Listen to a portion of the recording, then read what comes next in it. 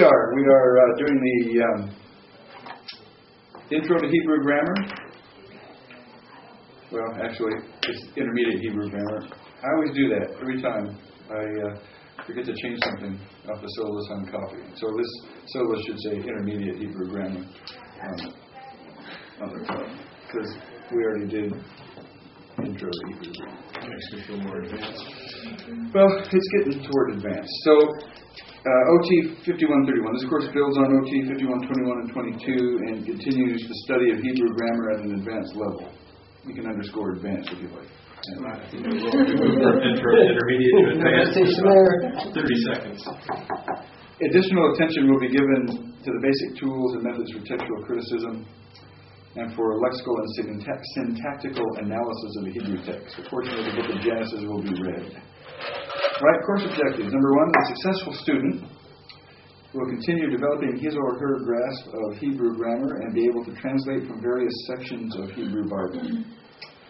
Number two, the successful student will become familiar with the scope and concepts of Hebrew syntax and be able to apply this knowledge to the translation of the Old Testament.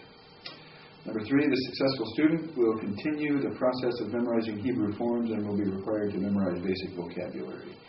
Number four, the successful student will value the use of the Hebrew Bible in practical ministry. Not hard to test for that one, but it's a good objective anyway. Course texts. This one, Arnold and Choi, A Guide to Biblical Hebrew Syntax. Does everybody have this? I know you don't have yours with you, Sean, but everybody has this. And this, Mitchell, a student's vocabulary for Biblical Hebrew and Aramaic. That's one we'll be using. And then your Hebrew vocabulary cards will come in handy. It may be that actually going through that group and alphabetizing them. They don't come alphabetized, if I remember correctly. The Hebrew says. The cards? Yeah. That it came by order of a chapter, and then it was order of time and usage or something like that? Well, if it's order of frequency, that might be useful because that's how this book goes. So if you go back and put them by number, then that might help you actually pick them out. The cards go down to what? 10? Oh, the cards? I don't know. I was thinking of this. The book goes down to 10, but I don't know. I don't remember how far the cards go down. There's some that don't say. I'm not going to say they don't. There is a book that I would recommend that you have. You probably, on my Bible search software, I can get this as a module. But Harris, Archer, and Walke's Theological Word Book of the Old Testament is a useful exegetical tool should you choose to purchase some more books along this line. Maybe you gave us a list of grammars. I was looking for it. Do you have that? It's somewhere here that he thought would be helpful as well. I think I scribbled that. Here we go. Of course, your lexica from previous class also will get the books that you had before. Your beginning grammar, if I want to make reference to that. So don't get too far away from those books. Einstar, I see you have that. I'm using that. That's good. There's also some reader's guides to Hebrew Old Testament too that might be useful if you can. There's some great parts. Yeah, I was going to see that. I meant to get some. Might as well have a computer if you can have that. Let's see if they have it up to the verse. I can't find it. Well, there's some reference grammars which is good, and Walke's one of them that's good. Walke's grammar is a good reference grammar to get a hold of. So any of those have got to be helpful. All right, course opportunities, translation. The student will translate passages from the Hebrew Old Testament according to the course schedule. Quizzes will cover the reading from Arnold and Choi and is assigned. So basically from this syntax textbook, and if we find anything else we want you to read, we'll let you know. So quiz time basically covers translation. This is if you were in the Greek class, it's very, very similar to this. So we'll quiz you on translation and parsing, potentially each time, and we'll quiz you on reading from Choi. Not in great detail, but just to make sure that you have actually spent some time with it and read it ahead of time. All right. And vocabulary, the student will pass a vocabulary exam by the end of the semester. It will not be possible to pass the course without scoring a passing grade in the vocabulary exam. The student may retake a version of the vocabulary exam as many times as necessary to pass it. All right, so you have to pass that to pass the class. I've never had anybody not pass that. Final, each student will take a final exam during finals week. The exam will cover translation, parsing, syntax, etc. No late work will be accepted without prior permission, and then only in the case of extenuating circumstances. And how do we define extenuating circumstances? I think you just take care of it. You just like, hey, yeah, that's well, here's how we define it. If it involves insurance, oh yeah, it's extenuating. Car insurance, life insurance, self-insurance. Involves life insurance, and that'd be extenuating. Yeah. How about employment? Security, because I have to work sometimes. Yeah, well, that's how you get your insurance. there you go. All right, so 30% for translation, 25% for quizzes, 15% for the vocabulary exam, and 30% for the final. And you got to be here. All right, so here's the schedule. Week 1, that's tonight. We'll do the syllabus, which is what we're doing now, and then we'll do pages Roman numeral 11 through Arabic 13 today in our textbook, and then we translate and parse Jonah 1 and Psalm 1. I know you're not ready for that, but I'm ready for that. Next time, we will forge ahead in Arnold and Troy, as you see there. So for next time, you need to have read all the way from Roman numeral 11 to Arabic 35. Not that many pages, really. But, you know, it's dense material, right? You're not going to speed read that, probably. Jonah 2 and Psalm 2. So come with Jonah chapter 2 and Psalm 2 ready to translate, you know, a verse, a section, whatever, and parse anywhere in those two. So, I mean, you have it all now, right? So, everything's fair game. We can't say, oh, you didn't have the Hitfield. So, all right, and then vocabulary from this book, all of section 1, which 4 pages worth of material. Huh? 4? Well, I think it's 4 sections. But yeah, I think you've had most of this vocabulary. So, Had is a great term. Yeah, you'll have it. So section 1 goes from more than 500 times. Some of these things over 5,000. Can you imagine?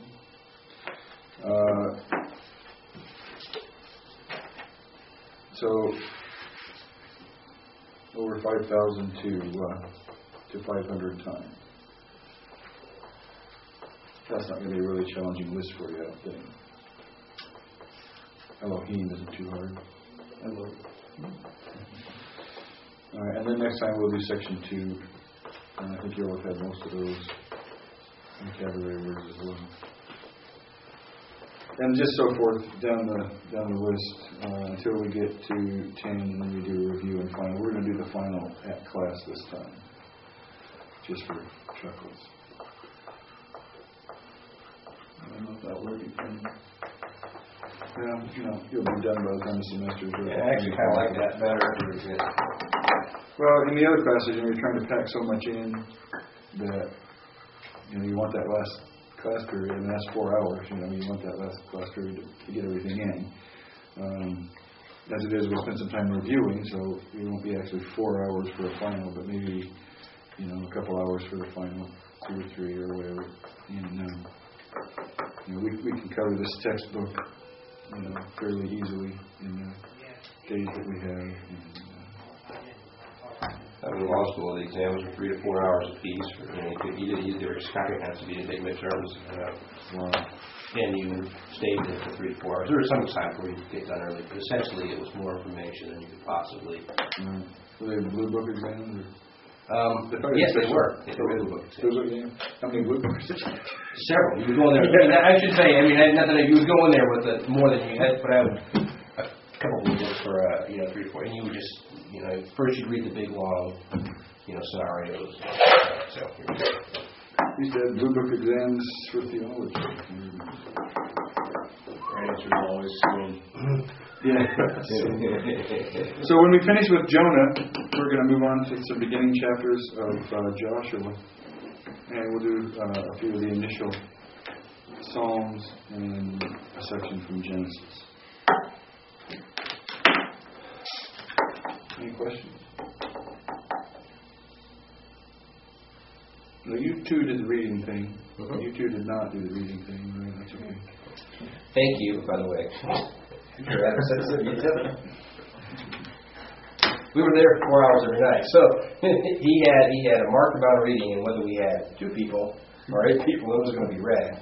So again, thank you. You guys just got to switch off. You never had a chance to kind of... You know, reading ahead to like look up words and make him think you actually knew what was going on.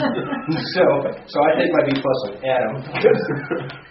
You couldn't give me an A sit next to you. Adam's great. He's a really good student. All right, any questions on the syllabus then? Oh, thank God. Would you please hand it to Kobe, and Kobe, would you please get that to the office for us?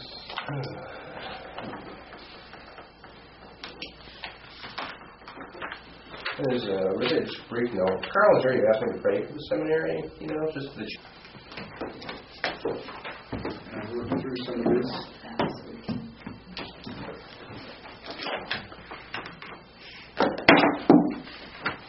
You haven't had Greek yet, am I right about that?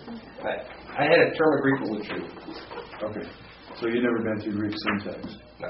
But that's okay. So by the time you get to Greek syntax, then you will know what's going on because you've got Hebrew syntax. So that's a good thing. Let's just take a look at the table of contents of this